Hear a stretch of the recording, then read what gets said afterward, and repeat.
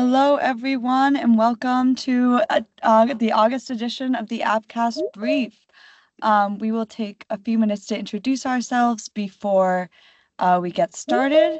So I'm just making sure everyone's in here. And yeah, so I'll start. My name is Liz Anderson. I have been at Appcast for about 2 years now, and I am on the marketing team. I'm the content strategist. I work under Alicia Liddell, who's probably in here today. It's great to be with you all this morning and talk about this surprising jobs report. Julius, do you want to take a moment to introduce yourself?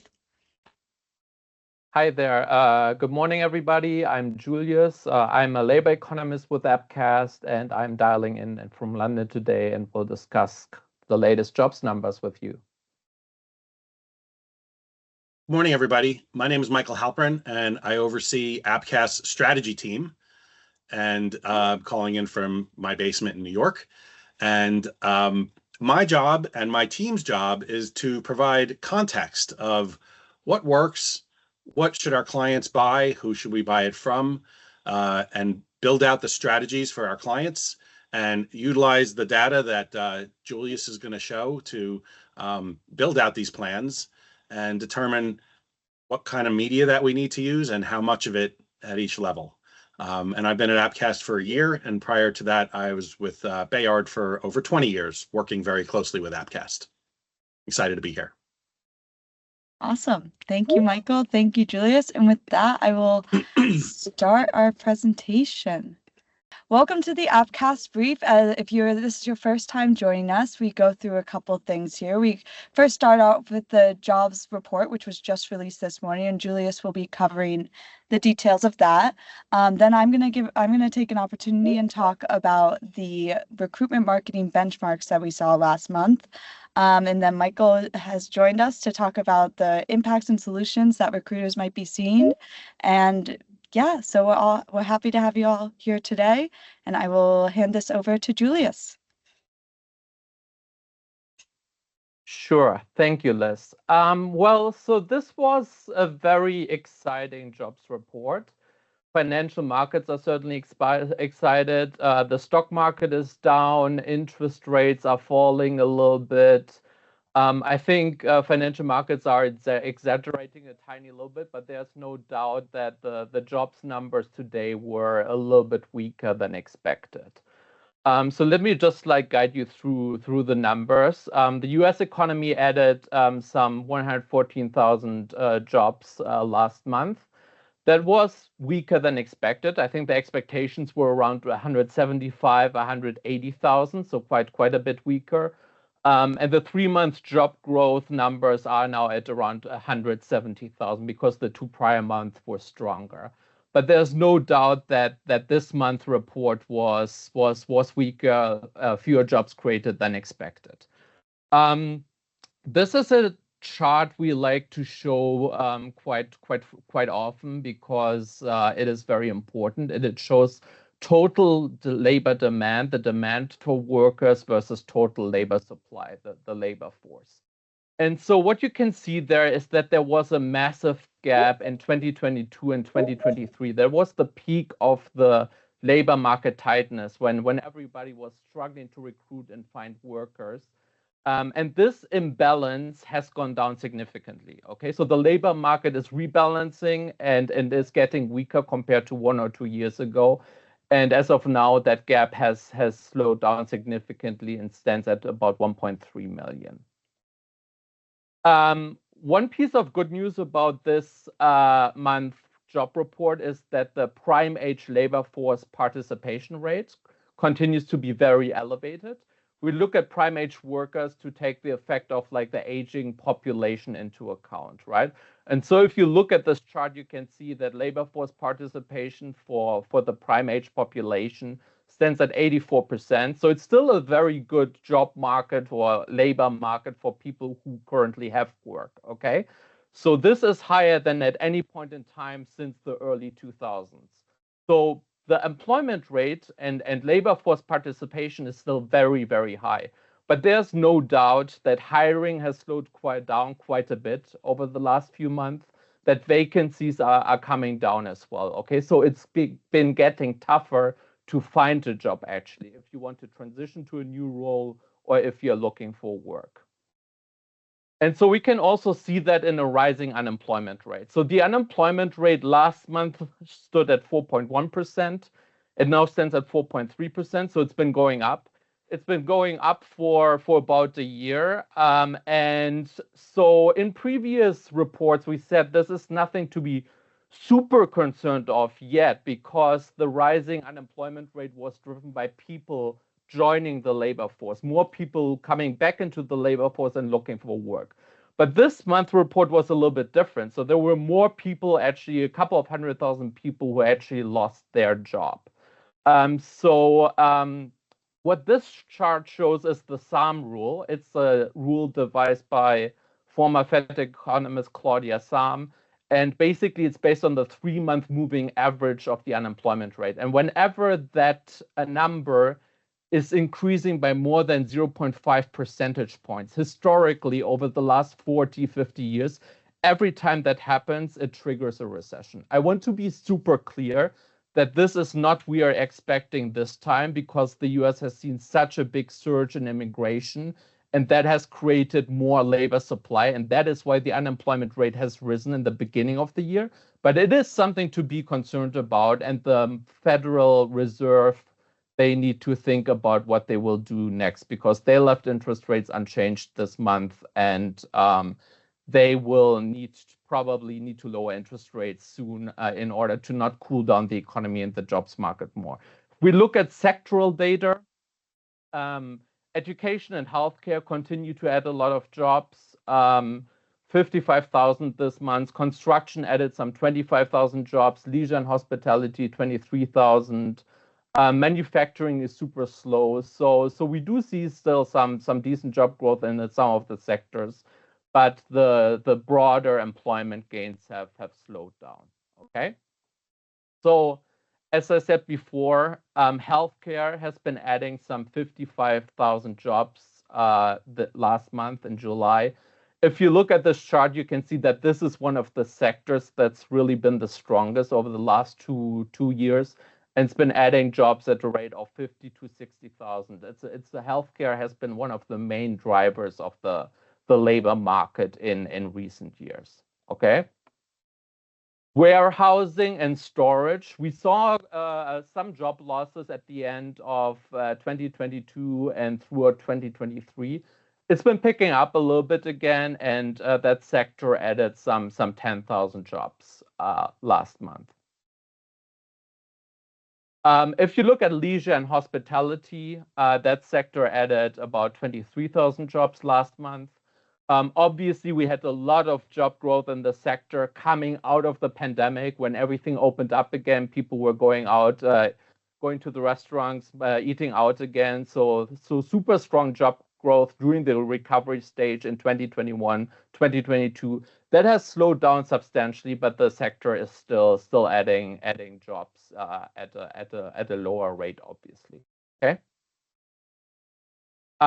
If you look at construction, very steady pace there, no big volatile swings. And over the last few months, construction has added about 20,000 jobs each month. And last month, it was even a tiny little bit higher. But overall, very, very steady growth. And I think I have one more chart before I pass on to Liz. And that is employment in the tech sector. We all know a little bit about the kind of like the tech session, the kind of like the small or like layoffs we had in the tech sector at the end of 22 and 2023. Things recovered a little bit in the beginning of this year, but there were some 20,000 jobs lost in the sector actually last month. So some bad news for that sector, I'd say. Yeah, thank you, Julius. I think I was in the office with with economist Sam Kuhn this morning, and I think he said really stuck with me. This is just a labor market that is no longer tight but balanced, and I think the slow gains this month really speak to that. But as Julius told you all some industry-specific job gains, I'm going to go in and show you some recruitment benchmarks in a couple of those industries. So we'll start with just overall benchmarks. So you know them, love them, the cost per click. It's up a little bit over the past couple months, now almost at $1, around 91 cents. This just shows that, it's a hard metric to influence even with the growing amount of job seekers. But we see that growth in job seekers in the apply rates that have just reached total new highs in 2024. As Julia said, there's been a huge uptick in labor force participation and a decrease in demand for labor. So what that means is that recruiters are going to have a slightly easier time, and people are going to be less, they're going to be less picky, and they're going to apply to more positions because it's not as easy to get a job anymore. And of course, with higher apply rates, that comes with lower CPAs. So CPAs are down in 2024. They're now at just $16.53. And again, this is across the labor market as a whole. So that might not be what you're seeing in your sector for your specific job type, but this is a benchmark CPA that you can use to compare yours to see how it's doing compared to the whole labor market.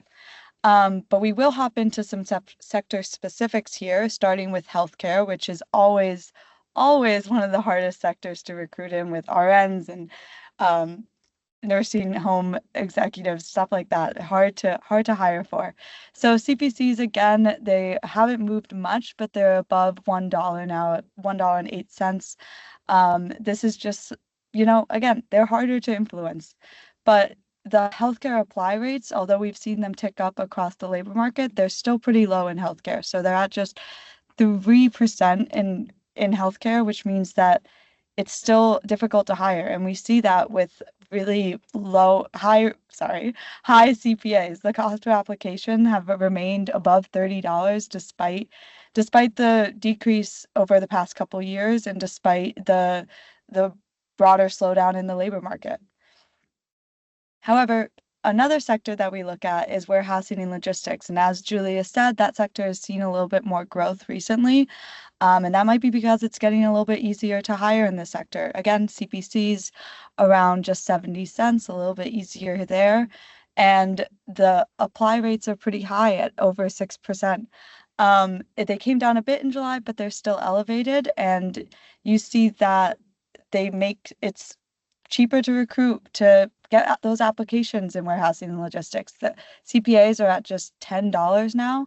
And so, yeah, you see the difference between sectors. It's not always easy. You have to pay attention to what your sectors are demanding in the recruitment market. But as you can see, as the labor market has softened, so too has the recruitment market, and it's become a bit easier even in those more difficult sectors like healthcare.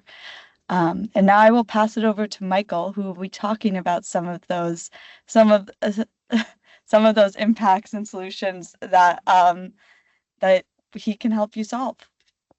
Michael? Thank you, Liz. So what I wanted to talk about a little are the inside and outside forces, of which everything that Liz and Julius just showed you are a big part, and how we should think about the way to build plans around it, and how it affects the plans that we build. So if you go to the next slide, these are some forces to think about. And there's internal forces and there's external forces. I'm going to kind of walk you through them a little. So, for example, request to defend the TA budget and to prove ROI. So sometimes we're given a budget that might not be able to fill the bill. But what both Liz and Julius just showed you are what the CPAs are and what the conversion rates are. And when a client says we need to hire 50 people in the warehouse this week, we generally have an idea of what that should cost. And hopefully, when we give our clients the expected budget, they have enough to do it. And if they don't, then one of these others has to give, and we have to be more efficient, because at the end of the day, the job has to get done. The same thing when it comes to budgets. If there's an unplanned urgent hiring need, I need to hire 50 developers. What do I do? And that can change, your budget, how you approach, and also if another company is in the same area, hiring the same people, it will affect how the campaigns that we have running are performing, because all of a sudden somebody else is dumping a whole bunch of money in. Obviously, unexpected hiring freezes that may free up budget, and that may lower the cost per clicks and the cost per app, because there are more people that are flooding in. The external forces, which is exactly what we just showed you, candidate supply and demand. And so if you think about healthcare and what Liz just walked through, healthcare is hard, conversion rates are down, and that's candidate behavior. And candidate supply and demand shows up in what the CPC and what the CPA is. And there's also, some other factors here that you wouldn't think of, like if a job board changes their algorithm or their approach, or how they prioritize certain postings, or are they increasing their job seeker traffic and the resume database. So these are all external forces. And lastly, government regulations. And how do you think about government regulations? All of a sudden they make a certain aspect of how we can target in search or social media off the table. And pay transparency, all of a sudden it is required for pay transparency, and some companies aren't prepared for that, and their pay doesn't show up, and so therefore they don't get organic traffic. And we talk about pay transparency quite often, and how important it is for the conversion rate. So with that, I wanted to walk through kind of how we build out and how we take into account all the things that are here and all these statistics when we're building out our clients' plans. So if you can go to the next slide, the first thing we look at is what traffic is coming in. So what this slide basically is this would be a snapshot of all of our clients' jobs over time. And our clients have a goal. We need to get to 10 applications per job on average, for example. And that's not every client. Some jobs are 50, some jobs are 100, some jobs are 3. But the first thing we want to take into account is what's coming in from the client's website and what's coming in organically, or from a contract that is always running in the background. Because a lot of jobs, they won't need us to do anything. And again, all of the charts that Julius showed, and the CPCs and the conversion rates that Liz showed really inform this. So for healthcare, the chart is going to be pushed way over to the left, and we're not going to get that much organic traffic, and we've got to get moving pretty quickly. And for warehouse right now, it's going to push, way over to the right. And a year ago, warehouse was the most difficult thing to fill. There was no organic traffic, and CPAs were whatever a client was willing to pay. And the large organizations were building out new warehouses, and so it was completely out of whack. And it also affected not just warehouse traffic and warehouse clients, but every other job that someone in a warehouse could do, whether it was pizza delivery drivers or retail or call center. And so we have to look at multiple jobs when we're thinking about this. So now the job has traffic or it doesn't have traffic, and we need to pull a lever. Okay, and the first lever and the quickest lever that we can pull, if you go to the next slide, would be programmatic. Okay, and in this case, we can see at the job level and at the campaign level what traffic we have, and how short we are from the goal, and how quickly we want to get to the goal. We pull that lever. We don't need to eyeball. If you've got 7, 8, 10,000 jobs, the system knows it.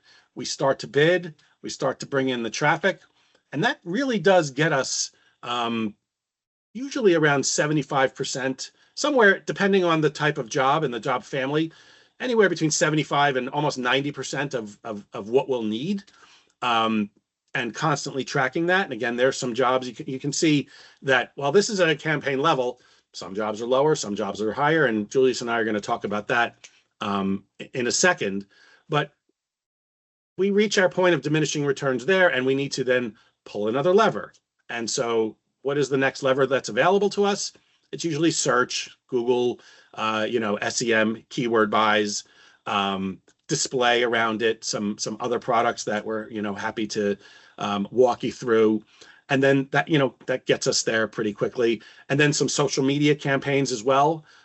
So we turn those on, and that gets us a little further across, that's the green. And then finally, the last thing is our last pillar, and it kind of moves a little. So, sorry about that. Sometimes we have to open up a resume database and search, and sometimes we have to look back at our own database and see what's in there. And while that seems to be, always sounds like a natural, some recruiters don't necessarily want to look at what's old, but it's required.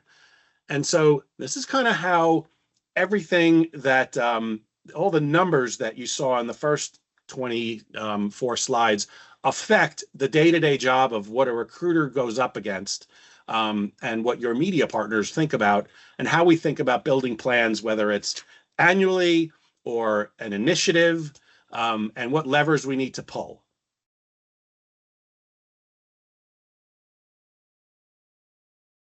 Yeah, thanks, Michael. And let's just discuss this map that we've created to make one final point. Obviously, as we've discussed before, the CPAs will vary by labor market condition, and they will vary by geography, and they will vary by sector or job function.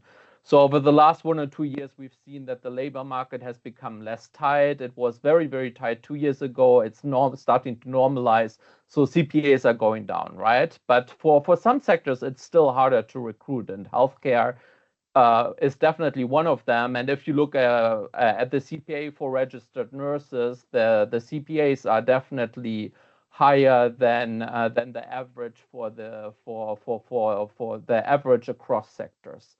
But you can also see that there are large geographic differences, right? So it's a story about demand and supply. In some states, it will be easier to recruit nurses, and therefore the CPAs will be lower. And you can see that is currently the case for, let's say, Texas and Florida. And in other states, maybe there's a lack of nursing staff. There's not as much talent or not as many workers in that occupation available. It will be much more difficult to recruit, and your CPAs will be substantially higher. And so you can see that in kind of like more remote locations at the moment. If you look at the Dakotas, North Dakota, South Dakota, your CPAs for registered nurses are at the moment significantly higher than in other states. Michael, thanks, Julius. shall I? Yep, thank you. And so the reason that we wanted to show that, besides the fact that, healthcare is number one in the jobs added, is that what I showed you in those charts before are at a macro campaign level. So a national healthcare organization nurse campaign. But in this case, at the job level, this is how we deploy at the job level. And so if you think about that chart, Vermont is on the easier end, and nothing in healthcare is easy. So Vermont may require just the first two pillars, organic, and maybe maybe some programmatic where needed. And we probably don't need to deploy too many of the other pillars to get where we need. Whereas Pennsylvania is difficult, and we'll need to start to add on more. So, all of these would fall within a nursing campaign, but within that nursing campaign, depending on the actual job, whether it's a radiologist in Montana, or if it's a respiratory therapist in Vermont, we'll have to deploy these different things. And, then you look at, actually Montana was white there. So there's not even enough data to provide what the actual CPA is, which means there's not a lot of traffic up there.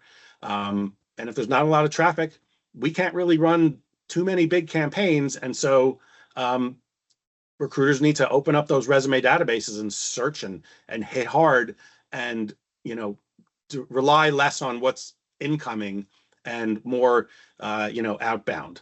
So this is how we think about things from both a macro level and building things out, as well as a micro level, which is within those nursing job families. Some are easier, nursing assistant, some are much more difficult. Radiologists and respiratory therapists. If during COVID, you could not hire a respiratory therapist, and also how location matters, way more than you'd think. There's such a wide range based on location. So, different jobs and in different locations, or same jobs in different locations, are going to require many different strategies and many different levers to be pulled. And we need to take into account everything that Julius and Liz show to fulfill the needs that our clients have. And so the last thing, what all those charts show is that this slide shows the job seeker journey. And some job seekers come in, they go right to a client site and they apply. And some job seekers go to Google, look up a nurse job, maybe end up on Indeed, or they put in working at, and they end up on Glassdoor. They take a look, they see that this company has pretty decent reviews, and then they might look up that company and go to their job board, or maybe they take a look at some of the jobs there. Then they show up again in Indeed, and maybe they're shown an ad, and maybe they go and check out on Reddit, and there's a posting on Reddit that says, which you might not be expecting. And then they, take a look at some LinkedIn profiles. And it's important, especially for these difficult jobs, that we have a proper presence in as many of these as possible that will influence the job seeker to go from job seeker to actual applicant. And it's a circuitous route in many cases, and there's a lot of options. And that's why, we showed those pillars and we showed those graphs. This is what actually goes into that. And a job seeker might look at a paid job on ZipRecruiter, and then apply on an organic job and Indeed.